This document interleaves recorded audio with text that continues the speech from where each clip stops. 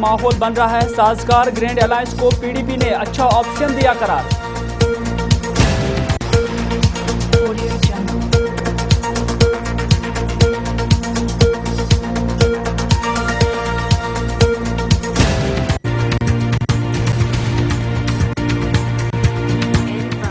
वादी में मुबैना कत्ल मामलों को लेकर एहतजाजों का सिलसिला जारी। कुलगाम और बडगाम में पुलिस की कार्रवाई के खिलाफ लोगों ने किए मुजाहरे।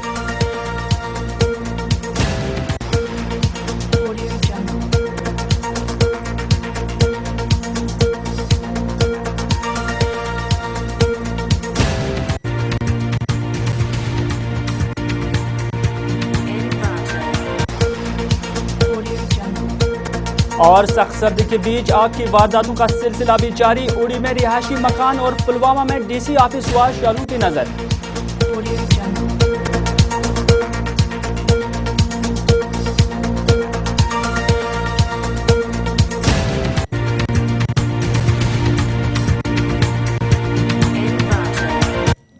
आदाब नाज़रीन, उर्दू खबरनामे में आपका खैर मकदम है और अभी तक की खबरों के साथ मैं हूं मीर हिलाल हांजुरी। सबसे पहले रियासत में नई हुकूमत बनाने पर सस्पेंस के बीच पीडीपी ने कहा है कि नेशनल कॉन्फ्रेंस और कांग्रेस के साथ ग्रैंड अलायंस बनाना भी एक ऑप्शन है ताकि रियासत में एक मुस्तकिम हुकूमत का क़याम अमल में लाया जा सके।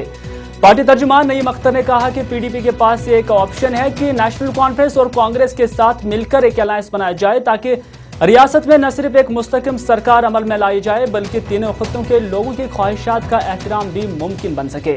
याद रहे कि ग्रैंड अलायंस बनाने का तस्वुर गुलाम नबी आज़ाद ने दिया था। ये बात भी काबिल जिक्र है कि मोहम्मद यूसुफ तारिगामी, हकीम मोहम्मद यासीन, इंजीनियर अब्दुल रशीद और लद्दाख के 9 मंतखब आज़ाद उम्मीदवार ने पहले ही पीडीपी को हिमायत देने का ऐलान किया हुआ है। ताहम अगर पीडीपी भारतीय जनता पार्टी के बजाय दूसरी जमातों के साथ कोई मुफाहमत करती है तो उसे भाजपा के लिए एक झटका करार दिया जा सकता है।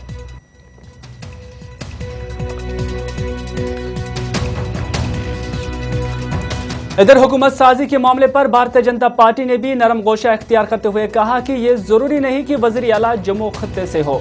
पार्टी के सीनियर लीडर मुख्तार अब्बास नकवी ने कहा कि जम्मू खत्ते से वज़ीर आला होना भाजपा का मसला नहीं है बल्कि उनका मकसद एक मजबूत हुकूमत के साथ साथ तीनों खत्तों की यकसां तरक्की है।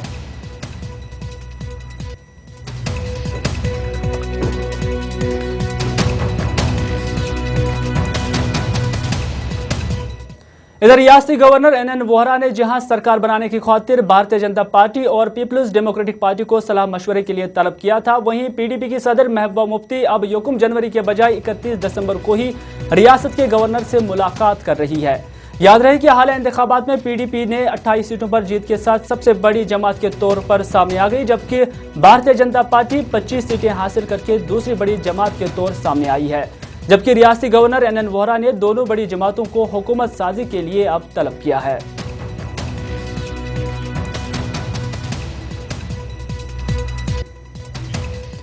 जम्मू कश्मीर में हुकूमत की तश्कील के बीच कानून साज काउंसिल की 19 नशस्तें खाली होने के बाद उन्हें अगले साल मार्च में पूरा किया जाएगा, जबकि चेयरमैन और डिप्टी चेयरमैन ओहदे भी खाली हो रहे हैं। इन 19 नशस्तों में से 11 नशस्तों के लिए इंतखाबात अमल में लाए जाएंगे, जबकि 8 मेंबरानी काउंसिल को नामजद किया जाएगा। याद रहे कि रियासती कानून साज काउंसिल में कुल 36 नशस्तें हैं, ताहम फिल वक्त काउंसिल में सिर्फ 34 मेंबरान ही हैं, जबकि जम्मू और श्रीनगर में बल्दियाती इदारों की तरफ से 2 मेंबरान काउंसिल नामजद होने की वजह से काउंसिल में मेंबरान की कुल तादाद 34 ही है। इधर हालिया चुनाव में हार का सामना करने वाले लीडरान अब कानून साज काउंसिल में सीट हासिल करने के लिए काफी तकतव कर रहे हैं।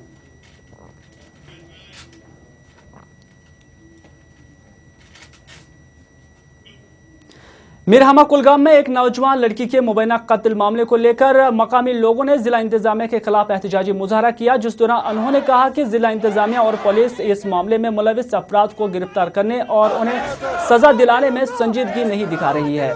एहतजाज के दौरान मुजाहिरीन ने कहा कि 7 दिसंबर के दिन शौकिया जान नामी लड़की सोमो में सवार होकर अस्पताल जा रही थी कि इलाके पोम्बे के करीब पहुंचकर उसे सोमो से बाहर फेंका गया, जिसकी वजह से वो शदीद जख्मी हुई। ताहम 3 हफ्ते अस्पताल में जेर इलाज रहने के बाद वो इंतकाल कर गई। उधर शौकिया जान के लवाहिकीन का इल्जाम है कि पुलिस ने अभी तक मुबैना कातिल को गिरफ्तार नहीं किया है।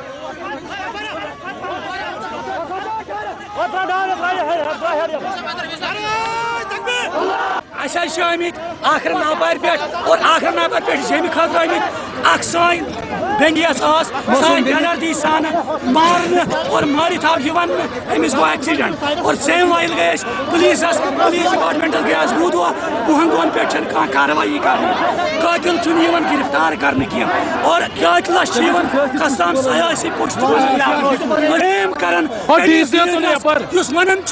कौमस हमदर्द पगर उधर ओमपुरा बडगाम में हालात उस वक्त कशीदा हुए जब अब्दुल अजीज नामी एक शख्स 2 हफ्ते से ज्यादा वक्त कोमा में रहने के बाद इंतकाल कर गए। बताया जा रहा है कि उन्हें तशवीशनाक हालत में शेखपुरा बडगाम में पाया गया था, जिसके बाद उसे मकामी अस्पताल में मुंतकिल किया गया। ताहम वो जख्मों की ताब न लाकर अस्पताल में इंतकाल कर गया।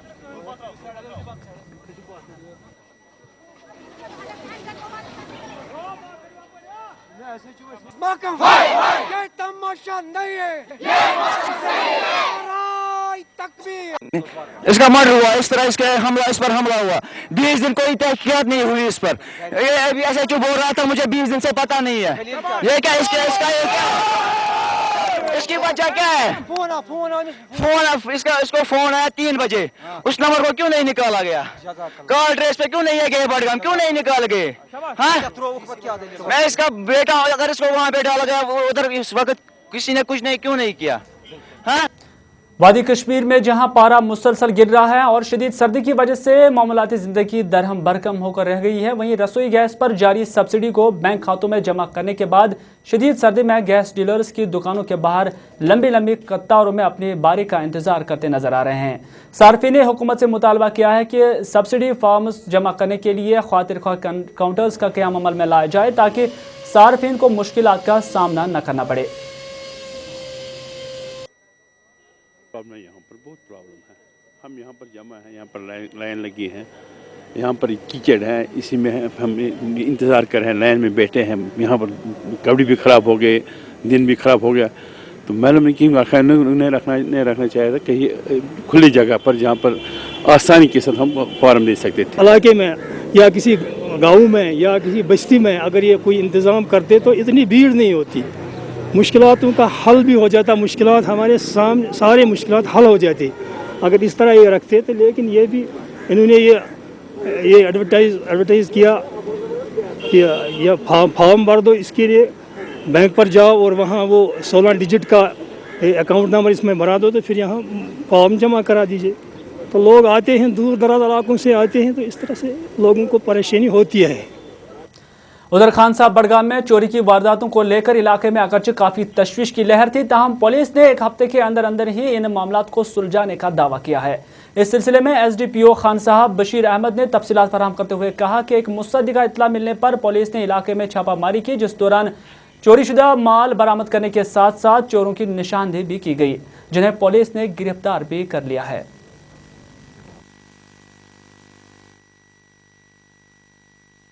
17 दिसंबर और 18 दिसंबर के दरमियानी रात को यहाँ खान साहब मेन बाज़ार में 2 नक पड़े, एक सोनी की दुकान है और एक मोबाइल की दुकान है। कम से कम 42 मोबाइल सेट जो मोबाइल दुकान से चुराए गए थे और करीब 10,000 की रोल्ड गोल्ड ज्वेलरी जो दूसरे दुकान से चुराई गई थी। खान साहब पुलिस ने फ़ौरन कार्रवाई करके 2 चोरों को पकड़ा है।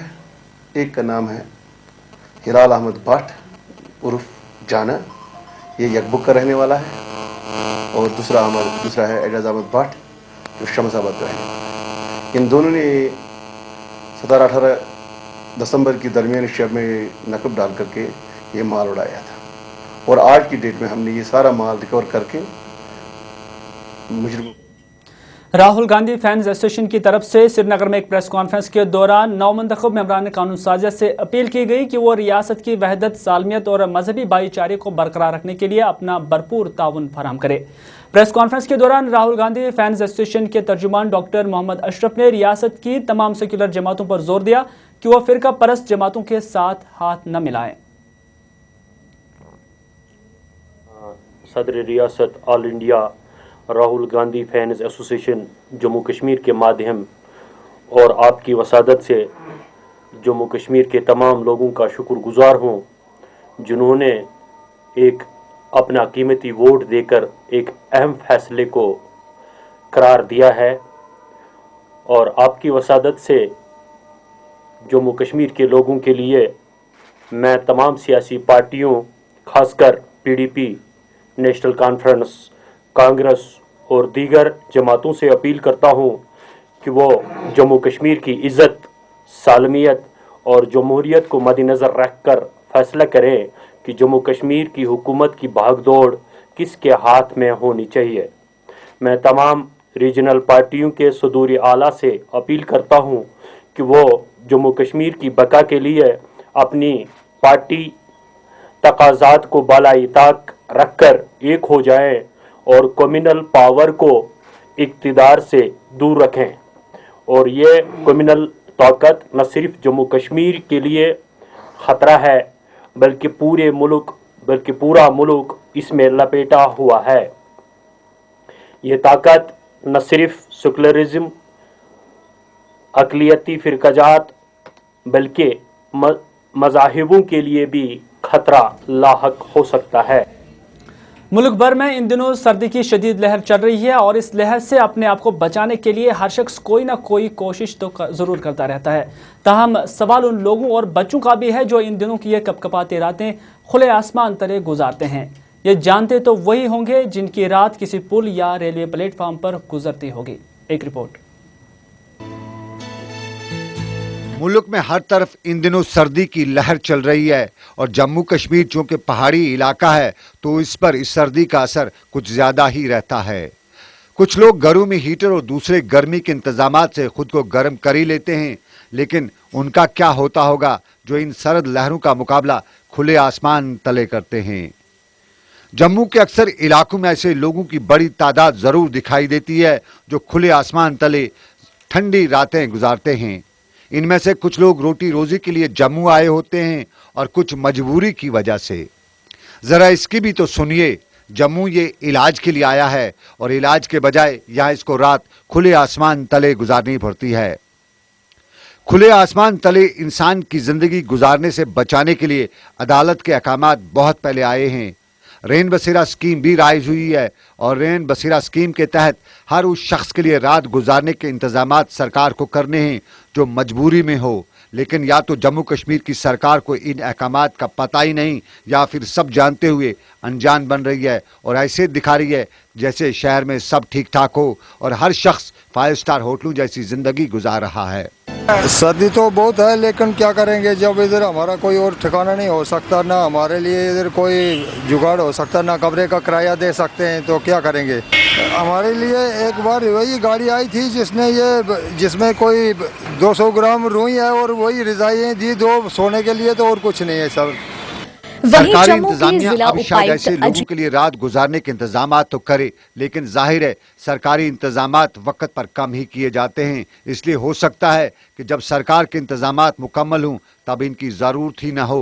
गर्मी आन पड़ी हो और रैन बसेरा फिर किस काम का। सर्दियों का मौसम शुरू हो गया और काफ़ी ज़्यादा सर्दी हो रही है और बहुत से लोगों को जो है वो बाहर के लोग भी ऐसे होते हैं जिनको रुकने की जगह नहीं होती है। तो इसके लिए हमने अपने फील्ड के जो लोग हैं उनको हिदायत दी है कि जगह जगह पर जहाँ पर ज़रूरत है नाइट शेल्टर्स आइडेंटिफाई करें और उन जगहों पर लोगों को एकोमोडेट करें, स्पेशली वो ऐसे लोग जिनको कि कहीं पर भी रुकने की जगह नहीं है और उनको खुले में सोने के लिए मजबूर होना पड़ता है।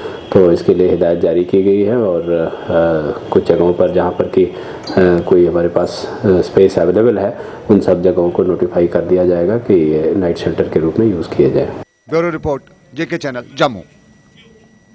जम्मू कश्मीर में इंतखाबात के साथ ही सरकारी काम पर जैसे रोक सी लग गई है और तमीर और तरक्की के कामों में कोई खास पेशरफ्त भी दिखाई नहीं दे रही है। वहीं ज़ाब्ता इखलाक का खत्म भी हो चुका है, लेकिन फिर भी काम की रफ्तार वही कछुए की रफ्तार चल रही है। एक रिपोर्ट।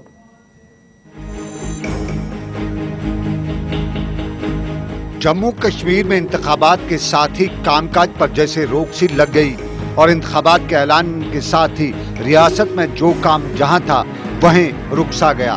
कहीं कोड ऑफ कंडक्ट तो कहीं अफसरान की अफसरशाही के होते हुए ना तो दफ्तरों में काम हो सका और न ही सड़कों पर कोई चहल पहल। अब जरा ये भी देखिए, ये वो नज़ारा है जिसे हम जम्मू कश्मीर में अक्सर देखते हैं और ये नज़ारा जम्मू कश्मीर की नेशनल हाईवे पर का है। जम्मू कश्मीर की नेशनल हाईवे का ये नज़ारा और इस नज़ारे का नकारा आम लोगों के लिए परेशानी का सबब ना हो ही नहीं सकता। और जब परेशानी सर से ऊपर हो जाए तो आम आदमी कर भी क्या सकता है। ਜ਼ਿੰਮੇਵਾਰੀ ਦਾ ਅਹਿਸਾਸ ਨਾ ਤੇ ਕੰਮ ਕਰਨ ਵਾਲਿਆਂ ਨੂੰ ਤੇ ਨਾ ਕੰਮ ਕਰਾਉਣ ਵਾਲਿਆਂ ਨੂੰ। 3-4 ਮਹੀਨੇ ਹੋ ਗਏ ਬੰਨ ਇੱਕ ਸਾਈਡ ਨੇ ਬੰਦ ਕੀਤੀ ਸੀ, ਦੂਜੀ ਸਾਈਡ ਚਾਲੂ ਕੀਤੀ ਸੀ, ਉਹਦੇ ਜਿੰਨਾ ਜਾਮ ਲੱਗਦਾ ਕੋਈ ਹਿਸਾਬ ਨਹੀਂ। ਪਰੇਸ਼ਾਨੀ ਐਕਸੀਡੈਂਟ ਦਾ ਖਤਰਾ, ਹਰ ਵਕਤ ਛੋਟੇ ਛੋਟੇ ਬੱਚਿਆਂ ਨੇ ਸਕੂਲ ਜਾਣਾ, ਬਹੁਤ ਜ਼ਿਆਦਾ ਪਰੇਸ਼ਾਨੀ ਹੈ। ਮਸਲਾ ਹੈ ਕਿ ਇਹਨਾਂ ਨੂੰ ਅਹਿਸਾਸ ਨਹੀਂ ਹੈ ਕਿ ਕੰਮ ਸ਼ੁਰੂ ਕੀਤਾ ਠੀਕ ਹੈ, ਉਹਨੂੰ ਟਾਈਮ ਸਿਰ ਮੁਕਾਓ। ਕਸੂਰ ਕਿਹਦਾ? ਇੱਕ ਦਾ ਥੋੜਾ ਘੱਟ ਕਸੂਰ ਹੈ, दूआ आखदा कि उन्होंने मैं ज़्यादा गलत करा। यहाँ काम चल रहा है, लेकिन काम किस रफ्तार से चल रहा है ये यहाँ सब नहीं बल्कि जम्मू शहर का हर शख्स जानता है। और जब जनता सब जानती हो तो क्या मुमकिन है कि इंतजामिया ना जानती हो? फिर भी इंतजामिया सब जानते हुए ऐसे अनजान बनी हुई है जैसे कुछ जानती ही नहीं। बड़ी परेशानी है, 3-4 महीने हो गया काम लगे सर। गड्डियों के जाम भी बड़े लगते हैं, काम भी बड़ा डिले है, लेट काम करते हैं, छुट्टियां मार दी है लेबर, कुछ ठेकेदार भी आपको नहीं आते, उसकी वजह से जाम भी लगता है। नाले मेन है कि गड्डियां हिट होंगी एक दूसरे नाल, एक्सीडेंट होने का रिस्क होंगे बड़ा, होंगे भी हैं सर। ये काम जल्दी होना चाहिए। दूआ नंबर सर पोल्यूशन इन्ना, मिट्टी इन्नी बध गई है, जो बंदा घरों तैयार होकर जाता वो छड़ा मिट्टी निकल जाती रस्ते से सर, इन्ना बड़ी परेशानी बनी है। जम्मू में इंतजामिया को नेशनल हाईवे की अगर खबर नहीं तो हम दिखा देते हैं, हम बता देते हैं कि नेशनल हाईवे पर काम कछुए की रफ्तार से चल रहा है। वो अलग बात है कि ये काम कभी न कभी जरूर तो मुकम्मल होगा, लेकिन क्या ये जरूरी है कि ये काम भी हस्बे रिवायत 20 साल की उम्र दराज मांग कर मुकम्मल हो? ब्यूरो रिपोर्ट के साथ सनम एजाज, जेके चैनल, दिल्ली।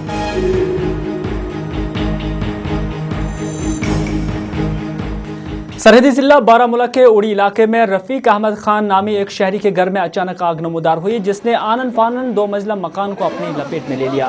आसपास के लोग अगरचे फौरी तौर आग बुझाने में लग गए, ताहम इस दौरान फायर एंड इमरजेंसी महकमे पर इल्जाम आयद करते हुए बताया गया कि अगर आग बुझाने वाला अमला वक्त पर पहुंच जाता तो आग पर फौरन काबू पाकर मकान को राख होने से बचाया जा सकता था।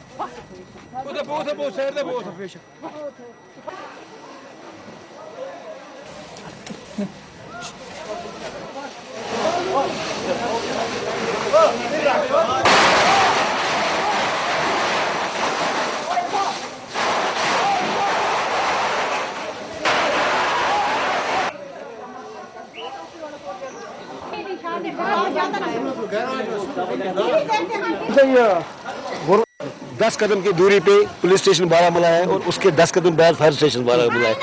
1 घंटा अब इनको हो गया है इस आधे किलोमीटर से कम रेंज में आने में, और दिन के 12 बजे है। अगर यही आज रात के 11 बजे होता हाल क्या होता?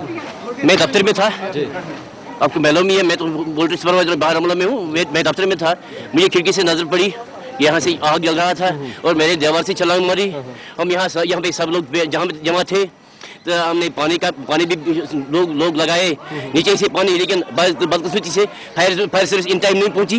तुम्हारा अगर इन टाइम पहुंची होती तो ऊपर का क्या होता, तो लेकिन नीचे नहीं आग पहुंचती। तो मुझे पता, हमें पता नहीं है क्या होगा, कितना वो तो घर वालों को पता होगा। उधर पुलवामा में डीसी ऑफिस की इमारत में आग जाहिर हुई, जिसकी वजह से पूरी इमारत आग की लपेट में आ गई। इस दौरान आग बुझाने वाले अमले ने अगरचे आग पर काबू पा लिया, ताहम बताया जा रहा है कि आग बिजली शॉर्ट सर्किट के कारण लग गई, जिसकी वजह से इमारत को काफ़ी नुकसान पहुंचा है।